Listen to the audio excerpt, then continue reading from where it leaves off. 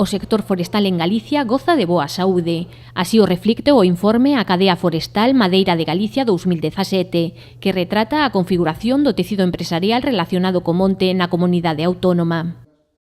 Obtiveronse datos moi significativos, non? Obtiveronse os récords de exportacións, 800 millóns de euros, basicamente a Europa, un récord de corta de madeira, máis de 8,5 millóns de metros cúbicos, hai 6 distritos forestales que cortan máis de 1 millón de metros cúbicos, obtiveronse récord de emprego, máis de 20.000 empregos directos, por subsectores vemos un crecemento moi fuerte do sector do mueble, onde está situado o Contra, non? O director de Xera lembrou a importancia do sector para o rural debido á súa distribución xeográfica.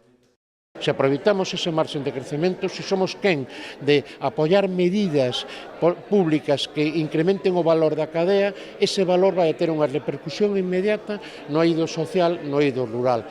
Un dato que é moi importante, dos 8,5 millóns de metros cúbicos, 7,5 derivan de propietarios.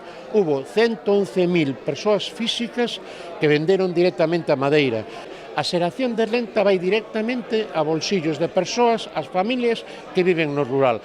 Na medida en que as políticas públicas incrementen ese valor, incrementarán a xestión de rentas e, polo tanto, estaremos incrementando as rendas no eido rural, non? Tamén indicou que, aínda que somos potencia a nivel europeo, queda marxe de crecemento. E quédanos moito por medrar.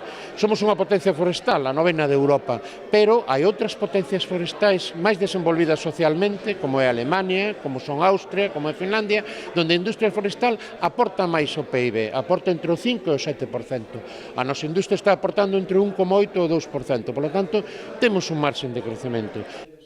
Na presentación tamén se falou dos 5 camiños que o sector ten que percorrer para acadar este obxectivo.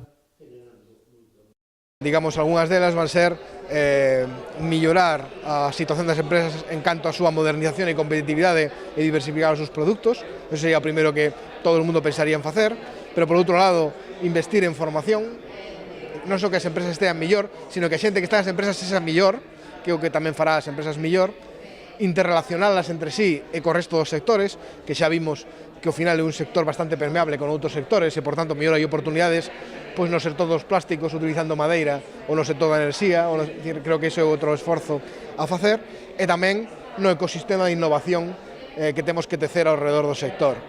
A colaboración entre a industria e os centros formativos e investigadores que deu como froito o informe presentado amósase como a ferramenta necesaria para o progreso do sector forestal.